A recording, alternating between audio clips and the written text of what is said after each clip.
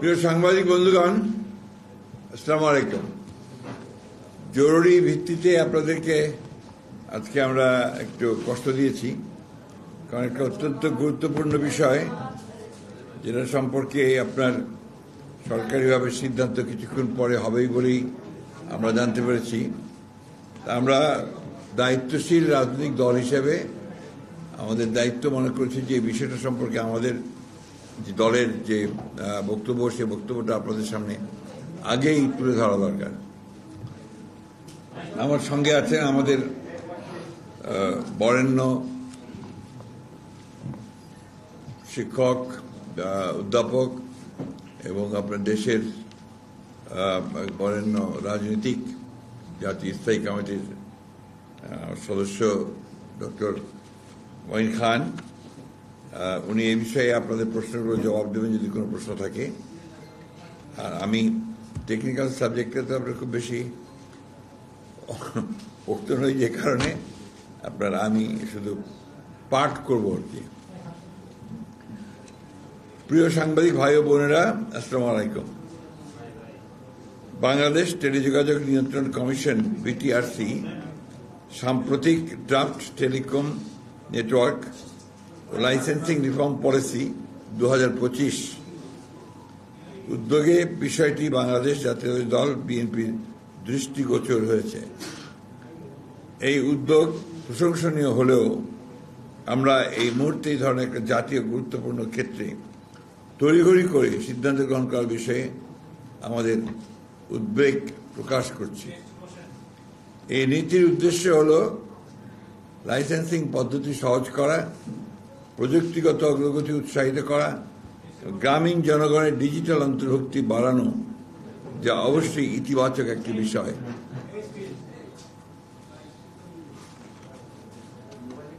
তবে খসড়া নীতিমালাটি বিশ্লেষণ করে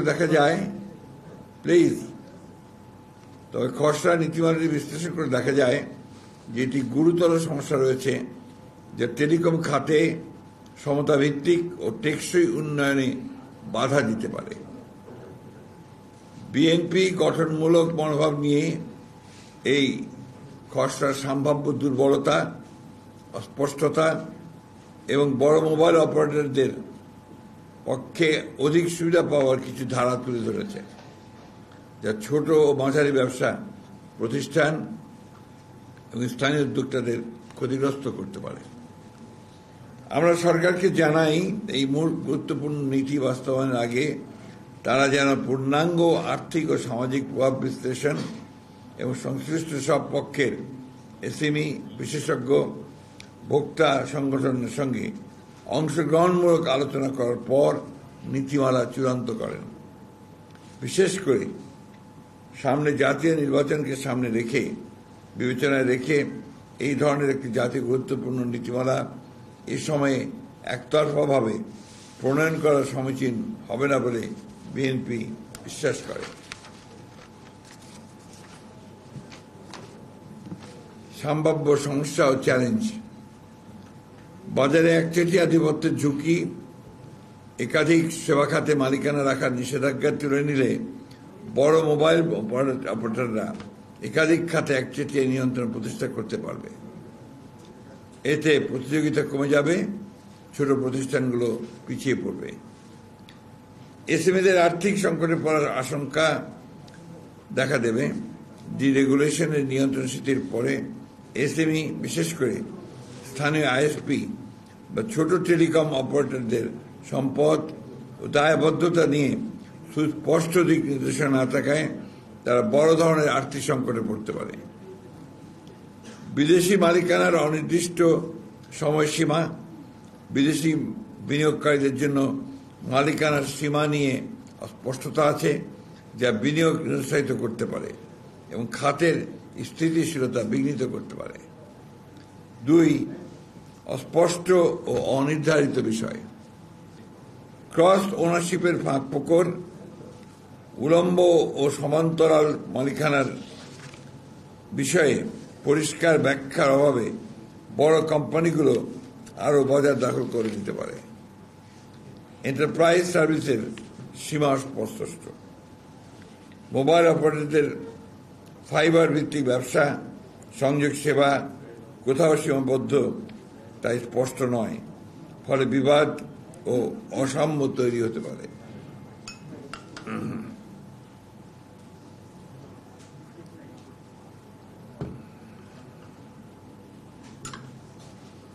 নতুন প্রযুক্তির বিষয়ে স্পষ্টতা নেই। স্যাটেলাইট ব্রডব্যান্ড বা নতুন ডিজিটাল সেবা নিয়ে নীতিতে কোনো সুস্পষ্ট দিক নির্দেশনা নেই যা বিনিয়োগকারীদের বিভ্রান্ত করতে পারে। 3. বড় মোবাইল অপারেটরদের প্রতি পক্ষপাত। একক লাইসেন্সের বাধা এসএমইর জন্য আইএসপি লাইসেন্স একীভূত করার ফলে বড় প্রতিষ্ঠানগুলো সুবিধা পাবে। এএনএসপি লাইসেন্সে স্পেকট্রামের উপর নির্ভরতা বড় কোম্পানিগুলোকে এগিয়ে রাখবে। ফিক্সড টেলিকম লাইসেন্স করা থাকলেও সারা দেশে সেবা দিতে হবে, উচ্চমান বজায় রাখতে হবে, যে এসএমইদের জন্য চ্যালেঞ্জ হয়ে দাঁড়াবে। বড় কোম্পানির অবকাঠামো আধিপত্য। বড় মোবাইল কোম্পানিকে এন্টারপ্রাইজ ব্রডব্যান্ড বাজারে প্রবেশ করতে দিলে ছোট কোম্পানিগুলো প্রতিযোগিতায় পিছিয়ে পড়বে এবং একচেটিয়া পরিবেশ তৈরি হবে, যা দেশের সার্বিক অর্থনীতির উপরও বিরূপ প্রভাব ফেলবে। নীতিমালায় বিদ্যমান অপারেটরদের সুবিধা।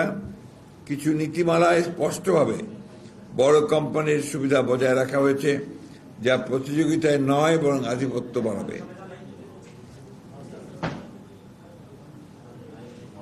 তাছাড়া খসড়া নীতিমালায় লাইসেন্স ফি, শর্তাবলী, কার্যকারিতা ইত্যাদি বিষয়ে বিস্তারিত কিছুই প্রকাশ করা হয়নি, যা স্বচ্ছতার অভাব নির্দেশ করে। আমরা সরকারকে আহ্বান জানাই, এসএমই প্রযুক্তি বিশেষজ্ঞ, গ্রাহক সংগঠন সহ সব পক্ষকে নিয়ে খোলামেলা আলোচনা করার পর যেন এই ধরনের একটি গুরুত্বপূর্ণ নীতিমালা চূড়ান্ত করার সিদ্ধান্ত গৃহীত হয়। সেই সাথে এই প্রস্তাবিত নীতিমালার একটি পূর্ণাঙ্গ আর্থিক ও সামাজিক পরিণাম বিশ্লেষণ করা হোক। বিশেষ করে এসএমই ও স্থানীয় ব্যবসায়ীদের সম্ভাব্য ক্ষতি, কর্মসংস্থান হ্রাস এবং অর্থনীতির উপর প্রভাব বিবেচনায় রেখে এটি করা গুরুত্বপূর্ণ। এই ধরনের জাতীয় পর্যায়ের টেলিকম নীতি প্রণয়ন অবশ্যই সতর্কতা, স্বচ্ছতা ও অংশগ্রহণ নিশ্চিত করে নিতে হবে। সামনে জাতীয় নির্বাচন থাকায় তাড়াহুড়ো করে সিদ্ধান্ত নেওয়া উচিত হবে না। বিএনপি বিশ্বাস করে সবার জন্য উপকার বয়ে আনে এমন নীতি গ্রহণযোগ্য। ডিজিটাল সংযুক্তির মাধ্যমে সমতাভিত্তিক উন্নয়ন ও ডিজিটাল নিরাপত্তা ও সার্বভৌমত্ব রক্ষার অঙ্গীকারী আমরা কাজ করে যাব। আপনাদের সবাইকে ধন্যবাদ। আল্লাহ হাফেজ। বাংলাদেশ জিন্দাবাদ। আপনাদের কোনো প্রশ্ন থাকলে করতে পারেন।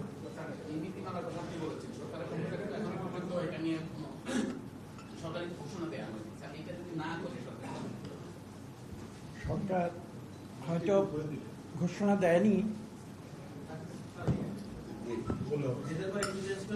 সরকার হয়তো ঘোষণা দেয়নি, কিন্তু আমরা জানি যে কারণে আমরা তাড়াহুড়া করে আজকে আপনাদের হয়তো কষ্ট হয়েছে, তাড়াহুড়া করে এই প্রেস কনফারেন্সটা আমরা ডাকতে বাধ্য হচ্ছি।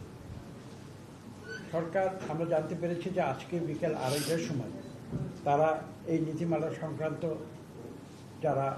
তারা সংশ্লিষ্ট মনে করেছেন তাদেরকে তারা আহ্বান করেছেন, একটা সভা হবে এবং সেখান থেকে নীতিমালার বিষয়ে তারা একটা গুরুত্বপূর্ণ সিদ্ধান্ত নেবেন। আজকের যুগে যেখানে মডার্ন টেকনোলজিতে আপনারা জানেন যে আইটি একটা নিয়ামক শক্তি হয়ে দাঁড়িয়েছে, কাজে এত বড় একটা গুরুত্বপূর্ণ বিষয়ে তারা সিদ্ধান্ত নেবে। কিন্তু যে কথা এখানে সচিব সাহেব উল্লেখ করেছেন যে যারা ভোক্তা, অর্থাৎ আমি তো একজন ব্যবহারকারী, যে যারা ব্যবহারকারী এটা হলো একটা দিক। আরেকটা হচ্ছে 3টা বিষয় আমরা গুরুত্ব দিচ্ছি, যারা ভোক্তা, যারা ব্যবহারকারী। 2 নম্বর যারা এসএমই আমরা বলছি, যারা ছোট সংগঠন কিন্তু যারা এই আইটি সংক্রান্ত বিভিন্ন যে ব্যবসায়িক এবং অর্থনৈতিক কার্যক্রম সেটার যারা সুফল যারা, তাদের সংখ্যাই কিন্তু বেশি। সেই এসএমইরা তারা যেন এই জায়গাতে একটা অংশীদার হতে পারে। আর 3 নম্বর আমরা যেটা আশঙ্কা প্রকাশ করেছি যে যারা বড় মনোপলি যারা করে তাদের সুবিধার্থে আমরা যতটুকু জানতে পেরেছি যে নীতিমালাটি যারা সরকার খসড়া প্রণয়ন করেছে, আমরা যতদূর জানতে পেরেছি এটা মূলত বড় বড় কোম্পানি এবং বড় বড় যে মোবাইল অপারেটর আছে তাদের সুবিধার জন্য করা হচ্ছে। তো আমরা তো জনগণের সঙ্গে কাজ করি, আমরা জনগণের যাতে এই টেকনোলজির সুফল যাতে জনগণের কাছে পৌঁছায় সেটাই তো আমরা চাই। যারা ব্যবসা করবে তারা টাকা করে, এটা আমরা জানি। দেখেন অতীতে 15 বছর কি হয়েছে, ওদের নীতিমালায় কি ছিল, তারা দেখেন একটা এমন একটা মনোপলি সৃষ্টি করেছিল, শুধু মনোপলি নয়, তারা একটা অলিগার্কি সৃষ্টি করেছিল।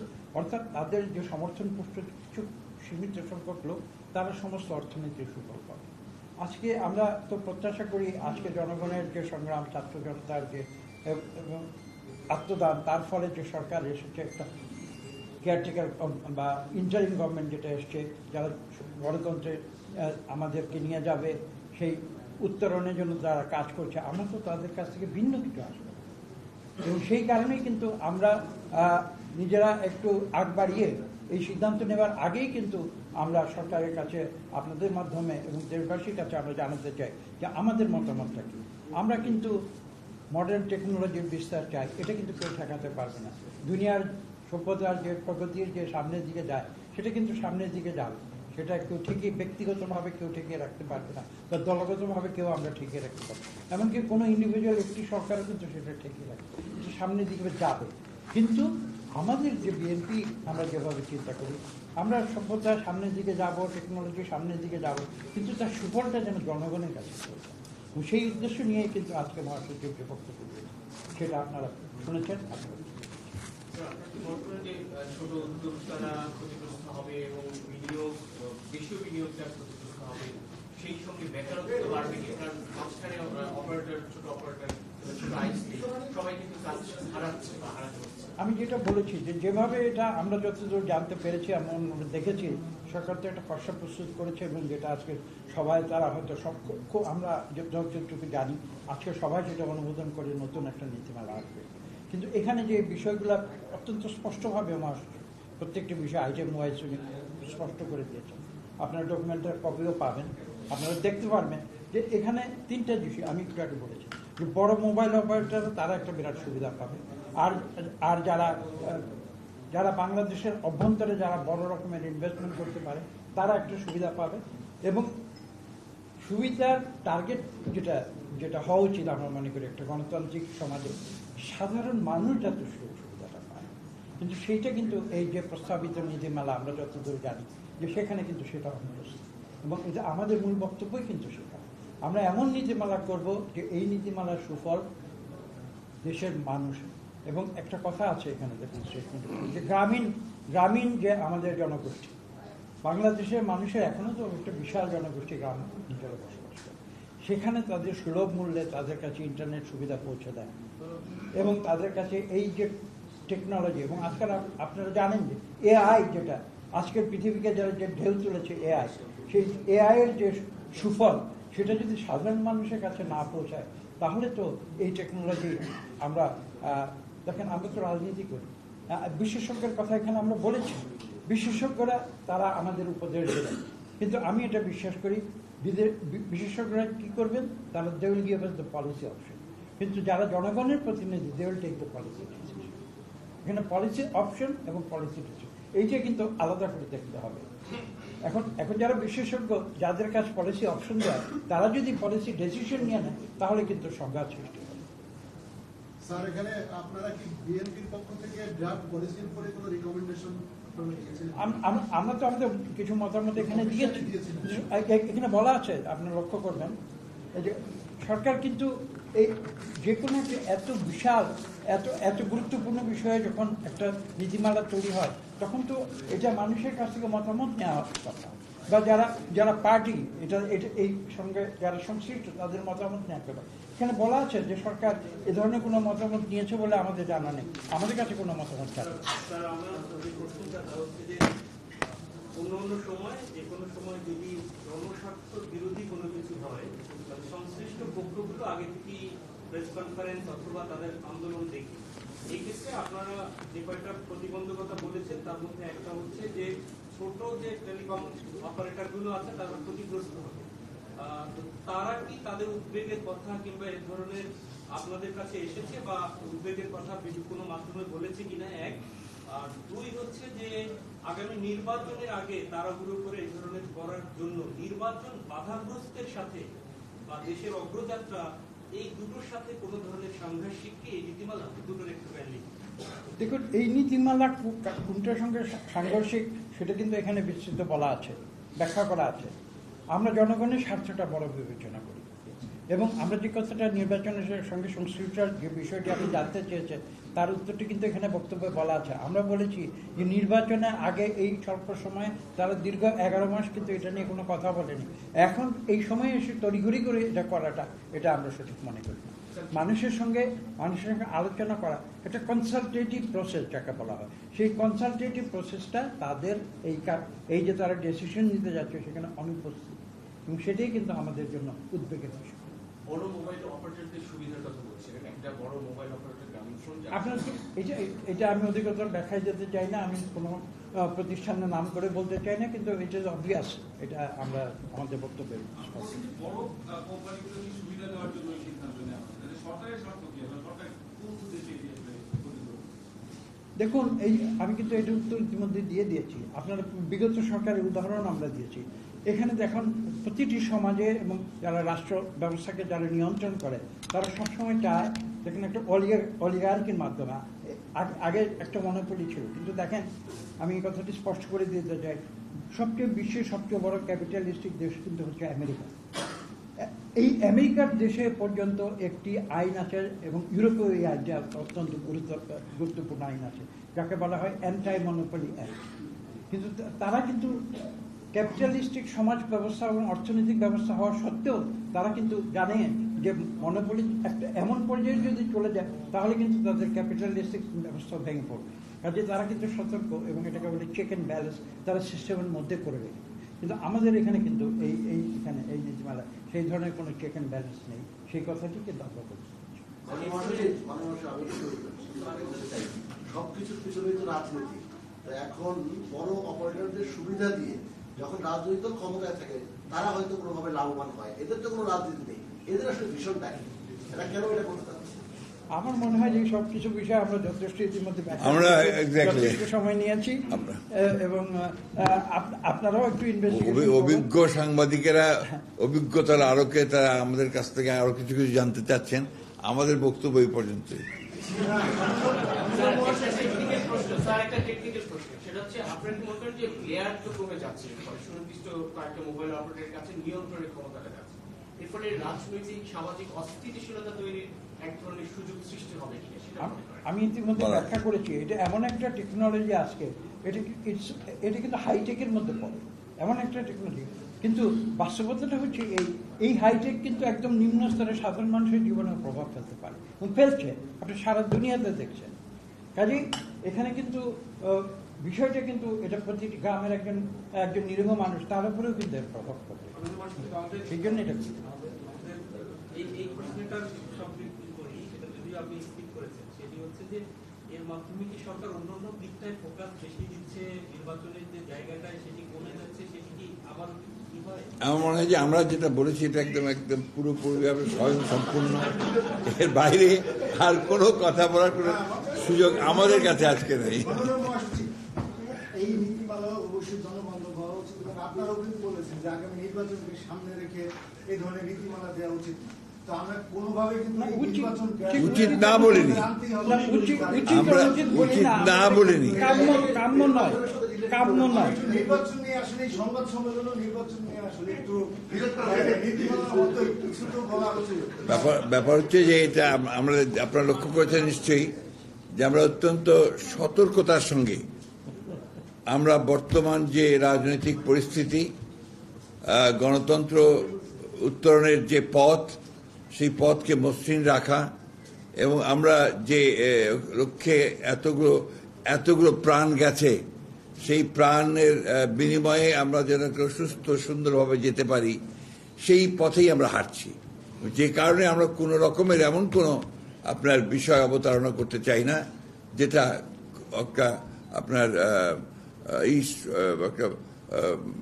বিরোধিতা বা একটা সংঘাতমূলক বক্তব্য আসতে পারে। আমরা খুব স্ট্রেট ওয়েতে এই ইস্যুটা আমরা মনে করেছি যে এই মুহূর্তে দেশের মানুষের এটা জানা দরকার, তাদেরকে সরকারকেও জানানো দরকার।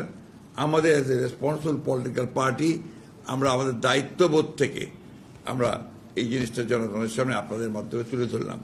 নাও it is the responsibility of the government, interim government, যে তারা কিভাবে এটাকে নিচ্ছে। ধন্যবাদ।